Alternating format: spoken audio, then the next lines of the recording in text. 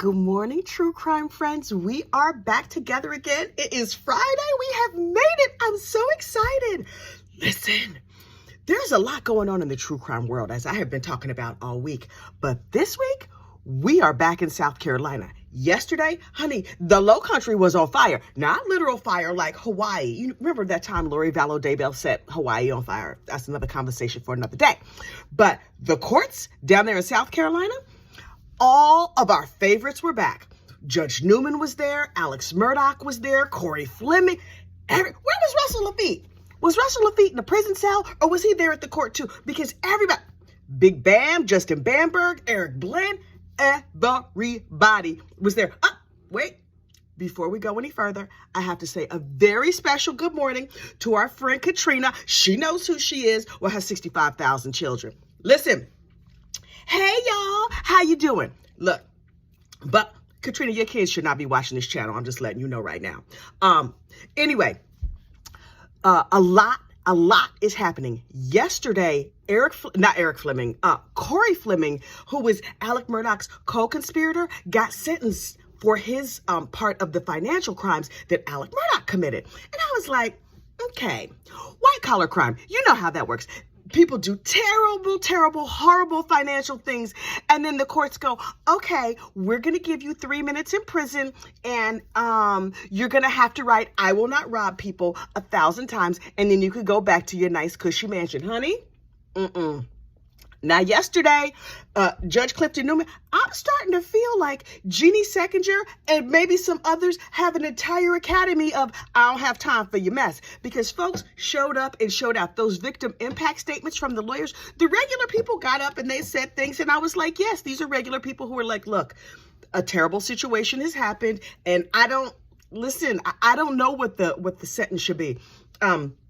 I'm going to let my nice verbose lawyer speak for me, and he going to preach a whole sermon. So I'm going to sit down and just nod my head and fan myself with my Jesus fan. Ooh, my throat is dry today.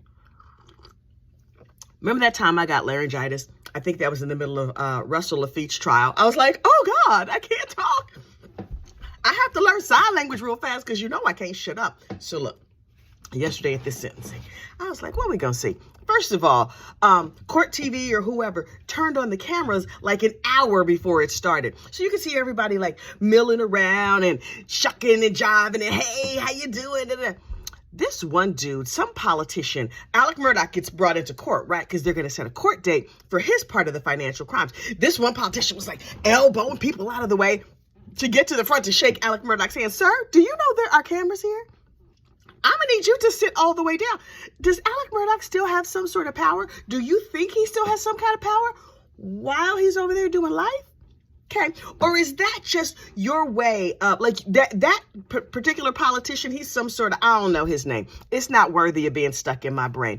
He's so used to boot licking. He's like, I'm going to show up and lick this dude's boots because licking his boots is what I always do. Or does Alec have some sort of power or pull that we don't know about? Unclear, but sir, that was a bad look for you, and I hope all of your constituents saw you. So, Alec Murdaugh comes shuffling in. Now listen, Alex Murdaugh is a terrible person, but they did him dirty in court with them handcuffs. They had him on a waist chain. Okay, that's standard. They had him in handcuffs. Okay, that's standard. They had his handcuffs chained to his waist. Great. So now he can't like do anything with his hands. Then they put him on a leash like a dog. They had a chain. Go back and look at those tapes. There's a chain connected to the back of that waist chain. And the bailiff was dog walking Alec Murdaugh. That right there was justice. I was like, oh, I am here for it, South Carolina. South Carolina has no chill. Hopefully all them crooked politicians will get lined up and just thrown into jail right behind Alex. We watching you, South Carolina dirty politicians. So look, Justin Bamberg, Big BAM, got up there and preached the whole thing. It was like a revival. South Carolina, are all y'all courts like that? I was like, woo, hallelujah. I almost got the Holy Ghost and then had to rewatch. You know I don't go to church. I'm a heathen, a full-time heathen. And so Sundays, child, I sleep in. I go to the movies. I go to the gym. That's where I worship. And I was like, I got the Holy Ghost, the full Holy Ghost, doing the dance in the aisle Holy Ghost. watching these brothers and sisters get up there and talk bad about Cory Fleming and all the terrible things he did. But first up was Big BAM Justin Bamberg. He got up there and he talked about Hakeem Pinckney and how Hakeem's mother worked with him. Her child lost his hearing at 3. And so he learned to sign. The family learned to sign. He was doing his life. He was out here and mama was pouring into him and doing everything she could. And then they have this terrible car accident where he's a paraplegic, paralyzed from the neck down. So now he can't use his hands. He can't speak. Like after he was paralyzed, he had a breathing tube. And so he couldn't speak with his voice. He couldn't hear. He couldn't talk with his hands. That is a horrible circumstance. But his mother was right there beside him, still doing everything she could. And then somehow his ventilator gets unplugged. So this young man had to suffocate to death without being able to communicate at all. Horrific. It's a horrible way to die. And Justin Bamberg brought it up to us all live in full living color. It was terrible. And I was like, oh my God, it's bad enough that happened to anybody, but to think that happened to your child, I don't know how this mother ever gets over it. However much money I got, child, I would be in therapy and I got spare kids, right? If that happened to one of them, it does not matter. It does not matter. I would never get over it. Never, never, never. But Justin Bamberg, Big Bam, I see you out there, got up there and spoke for this mother beautifully. And then he went on and sat down, and here comes Eric Bland. Now listen, Eric stayed preaching a sermon. Eric is from the North, which, hey there, Yankee, I see you. All that brash and vibrato. How in the world did Eric Bland from Philadelphia end up in South Carolina? That is a miss. He must have fallen in love. Is Renee his wife from South Carolina? I cannot imagine how Eric Bland ended up but these days, everybody end up in South Carolina. They like, Florida's full of crazy people. We going to South Carolina. Y'all don't go to the low country. You not safe down there. But Eric Bland got up and he spoke on behalf of the Satterfields, and Eric Bland gave another sermon. I was like, come through, EB. He had a lot to say. He talked about how Gloria raised the kids and how she was the mom and she did the thing, and these kids trusted her, and then Cory and Alec robbed them, and I was like, yes, Eric, hallelujah. And I was fanning myself with my imaginary Jesus fan because he was just that good. I was like, yes. And then Cory Fleming's friends and family got him. Cory is a good man. When he was not robbing vulnerable people, he took in puppies and kitties, and he helped me one time, and I was sad and I was crying, and he and his wife Eve took us in. Okay. And everybody was like, Your Honor, please show some leniency to young Cory. Clifton Newman is the MVP. Make no mistake about it. Clifton Newman came in for the win. I was like, okay, Brother Newman, what you got to say? And here's the thing. I adore Clifton Newman. I am crazy about this man. One teensy complaint, little one, he talks too slow. I can't. I was like, I'm going to be here all night. Oh my God. And on Court TV, you can't speed up the speed to 2x. And I was like, how am I going to get through this? Everyone is talking in slow motion. Is there like slow motion juice in the water? What is happening, South Carolina? So, of course, I went over to YouTube. I watched it yesterday live as it happened. And I was like, well, obviously, we're going to be here for the rest of the day. And then I had to go to a meeting, thank goodness. Ooh, with Job Corps. Those nice people at Job Corps. Job Corps out here saving lives, y'all. I'm just letting you know. We'll talk more about Job Corps in a minute. But, so last night when I came home, I was like, let me find this on YouTube where I can speed it right up. So I put on Judge Clifton Newman's whole 28-minute speech, and I put it on 2x so that it sounded normal to me, because the slow talking, it was making my brain hurt. But Clifton Newman, you were still holy and reverend in my book. A heathen. So I'm not trying to recruit others to be obsessed with Clifton Newman like I am. I'm just saying that, like, I love me some Judge Newman. Judge Newman was like, okay, I can't imagine any person in South Carolina ever going to a lawyer right now and trusting them at all. And I was like, preach. And then he said, and now I'm a translate, because, you know, Clifton Newman used beautiful words spoken slowly, bless him. But this is what I heard him say. Mama Luke, stand up here, because I got some things to say to you. First of all, you're a scumbag. You cheating these vulnerable people. You had everything in the world. It was not enough. You didn't take money from just like people who was getting extra dollars. You took from the most vulnerable, the most injured. Remember that happened last week? What was her name? Rita Pangalangan, who let her child die in a hot car. Yeah, I was here for that trial. And that woman was pitiful and pathetic. But she was on meth. You wasn't even on meth. You just out here doing evil recreationally for years. It's not like, oh, I had too much to drink in this one time. I like hit somebody with my car while I was driving drunk. No. For 10 years, maybe more, you did evil things consistently over a long period of time. Now, all your friends and family getting up here like, oh, one time he held my hand when I was sad and he bought me a fluffy kitty or whatever. Sir, I am having none of it. And then he said, and all your friends getting up here asking for leniency. Oh, leniency is not my job. I don't do lenient. What I do is justice and mercy. Now, I'm going to have mercy on you in that I'm not going to come and clunk you right on the head with my gavel. But that's all the mercy you gonna get. What everybody else in here gonna get is some justice. And I'm not giving you this sentence, sir. This is the sentence you have earned. And then he proceeded to break it out. You get 10 years for this and 20 years for this and 5 minutes for this and 4 minutes for that and whatever. And he said a whole bunch of numbers. You know I'm not here to math. So I was like, okay, can we get a calculator? But listen, I've been sitting in trials long enough. I learned a shortcut.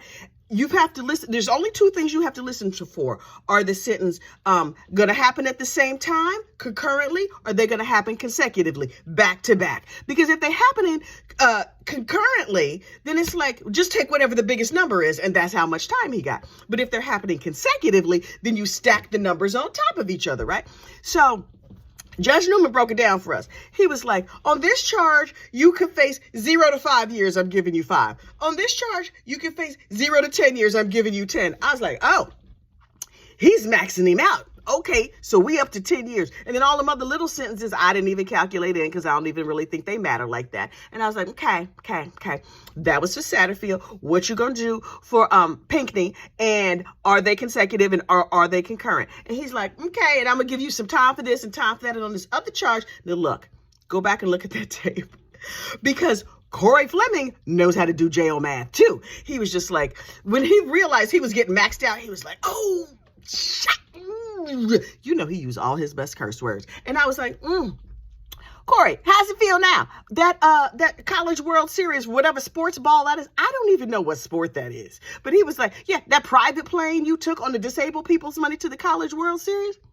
Hope you had a good time. Hope you had a lot of beers. Here's the thing about going to an event, though. It's beautiful. It's wonderful. But that's one day. He got a long time to think about the consequences of his actions. And all those other little slimy lawyers down there in South Carolina, I hope they was paying attention too. So then he got to the Pinckney case. He was like, okay, you could get 0 to 20 years. I'm going to give you 10. And I was like, consecutive or concurrent, consecutive or concurrent, consecutive or concurrent. Then he was like, and those sentences will be served consecutively. I was like, oh, 20 years. I knew right away. Before I read it in the paper, I immediately was like, oh, Cory just got 20 years. But keep in mind, first, Cory is in federal prison right now, which apparently is the Lux prison. If prisons can be Lux, listen, I went online and I looked up the pictures of the inside of like that posh prison down there in Texas, Bryan prison, where the Real Housewife and that lady from the HBO series went, Elizabeth, whatever her name was, Elizabeth Holmes. The Lux prison, I wouldn't want to go there. I was like, It's like a 0-star motel, maybe a 1-star motel, which is fine if you're used to being homeless. But this dude is used to taking private plays to sports ball games. Something tells me he's a Four Seasons kind of dude. So the Lux prison, he's not going to get that. Here's the other thing. If you have to go to prison, which I personally do not recommend, but if you must go to prison, generally speaking, in my opinion, you would want to do state time first and then finish up in the Lux prison. Cory is doing the Lux prison first, and then he has to spend his last 20 years in a scummy little federal state prison, which is probably privately owned. Cory, it's not going to go good for you. And you have earned every minute of them rat burgers they be serving down there and that ramen noodle casserole or whatever. I was like, dude, once he realized those sentences were going to be consecutive, his head dropped. And his lawyer was like writing stuff down and doing long division. And she was like, oh man, my client is screwed. Is he going to be able to pay this bill? It's sad that he's going to go away basically for the rest of his life because, as Eric Bland reminded us earlier this week on Cup of Justice, that the life expectancy of a prisoner in any state is about 70 because of the poor quality food and the poor quality health care. Cory Fleming, he looks like he's about in his, 50s? Now, he got to do his state time first. The federal judge only gave him 7 years.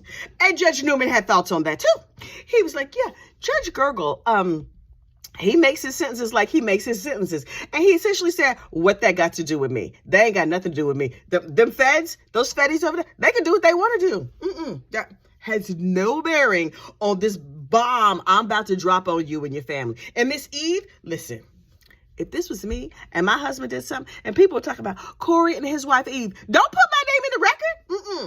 Yes, of course, everybody in the local town knows my name. What I would like to not have happen is that people all over the country are like, oh, yo, Eve, that's her name, Eve. Now we know where to look her up on the interweb. Don't use my name. Don't you be out here. Take my name out of your mouth. But anyway, so and I believe I heard somebody say that usually they try to, when you're doing federal time, they try and put you within like 500 miles of where you used to reside so people can come and see you or whatever. Y'all know I don't go to prison. I don't visit. If you go to prison, the most I can offer you is possibly an email. Possibly. I really hope you don't get convicted for something if you're innocent. If I think you're innocent, maybe.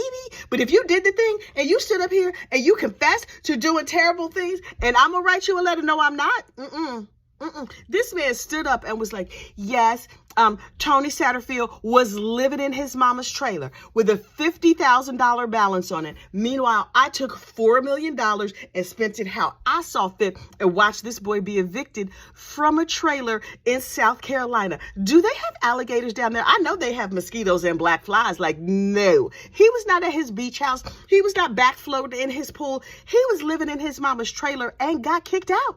He's living in his mama's trailer with his special needs brother and had no place to go while Cory Fleming spent this boy's millions of dollars. You're not getting a letter from me. I'm not baking you a cake with no file. There's an excellent chance I will stop thinking about you. I would, if I was his wife, I would do everything in my power to erase your name from my memory. Hang on. My throat is so dry. Oh, I hope I don't get laryngitis. I have to baby my throat because, talking is my business. It's not my business, but it is my favorite hobby. Anyway, so down there in the Low Country, Judge Newman, with no chill, with his graduate degree from the Don't Have Time for Your Mess School of Jeannie Seconder, threw the book at Cory Fleming, and I loved it. Now, in South Carolina, you have to serve 85% of your time. Now, I saw the math on Twitter this morning. That means he's going to do about 14 years. In federal, his federal sentence of 7 years, he's going to have to serve some piece of that. Probably not that much if you want to know the truth, but he going to visit the feds and he going to live out likely the rest of his days until he's pretty doggone old over there in South Carolina State Prison. Good luck, Mr. Fleming. I think things are going to go terribly for you. And Judge Newman said, everybody up here talking about him like he's dead. I've been to a lot of funerals. Subtext, my son died last year, and I went to his funeral. So you think I'm going to feel sorry for you? People acting like, oh, you don't have a chance to redeem yourself. You're going to have a chance to redeem yourself in prison with the prisoners. Good luck. Enjoy prison. Enjoy prison food. I'm going to go over here and have myself a nice juicy steak. But that was not enough. Alex Murdaugh, on his dog leash, carried his behind up in there. Oh, and he was, hey, how you doing? Shaking hands or whatever. Alex, sit down. And then Dick Harpootlian and them was like, we need to delay this case. There's no hurry. There's no rush. You see us trying to usher Alex into federal prison. And Judge Newman very slowly and thoughtfully said, nah, Bisque, that's not what we're doing here today. That's not how that's gonna go. And Dick Harpootlian was like, my dog ate my homework and I have to go visit my wife in another country. That tracks. Because if you were married to Dick Harpootlian, wouldn't you live in another country? I know I would. Several people reached out to me yesterday over literally every form of media that I have to let me know that his wife is the ambassador to Slovenia. That tracks. That makes perfect sense. Look, I am not mad at Miss Slovenia over there. Is she from Slovenia? She got friends and family. How'd she get that job? I think that's like a federal thing. An ambassadorship, I believe, is federal. So you have to go through like higher ups in the federal, the president. I don't know how that works. But she was like, look, I've been having to look at this for these many years. Can I get a job where I go work in another country? I've served my time. Yes, I was serving time in a mansion, but you see what I had to look at, right? So, please and thank you. Send me to a nice tropical place where there's probably some beautiful men and I have a pool to float in. And I only have to look at this Mama Luke like once, twice a year tops. I'll be looking at him on FaceTime. That's plenty. And so Dick was like, I need to go visit my wife for the holidays. And I have this and I have that. And, people just want to get rich off making podcasts about this. You mean like your law partner over there? Jim Griffin? You just talking smack on, you see Jim Griffin sitting right there? How you gonna talk smack on Jim Griffin? He's right there, dude. He's also getting his 15 minutes of fame. And that, whatever that woman who is Jim Griffin's co-host, I won't defile my lips by saying her name, but y'all know who she is. She's out here doing the most. She's like, how could I be scummier? Let me say bad things about innocent people. It's a couple of people down there that I've noticed in the media who are doing this, who are just like, how can I publicly be a troll and be mean to everybody and say terrible things for likes? Let me tell you something. You will absolutely get a lot of clicks and get a lot of response and get a lot of feedback on all forms of social media if you say negative and terrible things. And if your channel is monetized, all them clicks, every time people write, this person is terrible. Why did you say this terrible thing? And the troll is like, thanks for the post engagement. Because let me tell you something. When people say nasty things to me on social media, which doesn't happen that often, but does happen, in my mind, I just think, thanks for the post engagement. Honey, this channel is monetized. Please put some more dollars in my pocket. So my personal opinion, my personal advice, not that you asked for, when you see somebody out here obviously trolling and saying crazy things, pay them dust. Nothing, nada, yet. You will get no response from me. If you come to my channel with foolishness, I can delete your comment. I can block you. I'm happy to pay you dust, aka completely ignore you, because what your negative comment just earned me a little tick up in the algorithm, which I appreciate. Thank you so much. But I'm not saying nothing to you. It's nothing to say to you. Why would I waste my precious time dealing with you? Toodaloo trolls, not here for it. Anyway, last but certainly not least, Job Corps. Now, it has come to my attention that anytime I mention Job Corps hears about it. So here's the thing. In my mind, I just sit here and I talk to my phone. I'm actually looking at a picture of myself, which is why I keep fixing my hair, because I noticed that my dreadlocks have gone wild this morning. And so I feel like I'm sitting here, I'm talking to my phone, and then I press send on the little YouTubes, and then it just disappears into the ether and nobody sees it. That's how this whole thing works in my mind. Turns out, if you say things and you call people's names or organizations' names, they might hear you. Good to know. Job Corps, as you'd have it, is an amazing organization. I'm obsessed with Job Corps. I love Job Corps so much because it saved my son's life. It saved my sanity. It kept me from kicking that boy out this house because I was like, I have had enough of you and your mess. And I was like, oh, Job Corps is just for like poor people going to prison, whatever. And my son, when I sent my son up there, I was like, bye. Because clearly your act right is not fully installed. Job Corps' slogan should be, get your act right installed. Because my child went to Job Corps showing his whole behind. Spoiled, entitled, won't clean nothing, didn't know how to talk to people decently in this house. Now, what you're not going to do is talk crazy to me. It's a whole lot of things. It's not a whole lot of things I'm abide. There just isn't. I'm just not that girl. You know these mamas who got these kids like, F you, mom. That don't happen at my house because they know who their mother is. You got a black mother friend. You could think that. You could think that all you want. But you better not even let the gleamer in your eye say F you, mom, or anything else crazy. Because no, sir, this is my house. And you know what? I'll call child welfare on myself. Because you know what they not going to do? They not going to take me out. They going to take you out this house. So go on. Keep acting up. You can go on, go. So my son was acting crazy. And I was like, you can go on and go. And he was like, where am I supposed to go?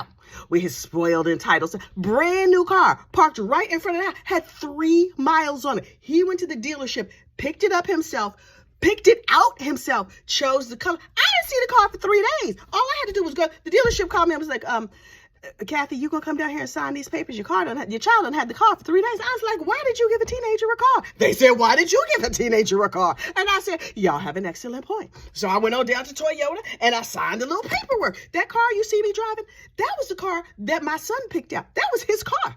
I told him, go on down there and trade in the other car. We need a new car. Got him a showroom new car. And he can't do a dish. He can't drive his brother to school. Oh, not at my house. No, you're not. We don't get down like that. So when he started acting crazy, I was like, nope, you gotta go. You over 18, you gotta go. So he took his behind to Job Corps. They sent him a little plane ticket and he flew his behind on up there and was gone for 9 months. And he was like, Mommy, I want to come home. Before, he wouldn't wash his behind. He wouldn't shave his face. He wouldn't help out around the house. Next thing, 3 months later, he called, Mommy, you have to talk to these people because they're not giving me proper cleaning supplies. How am I supposed to clean this bathroom without proper cleaning supplies? I made my bed and also I need extra hangers to hang up my clothes. What? I was like, did Job Corps do like an invasion of the body snatchers? I'm not even sure. I'm still talking to my own child. I do not know what this is. He came back a new man before he said, I can't get a job because I cannot work at the mall. Okay. Came back from Job Corps, came home on a Friday.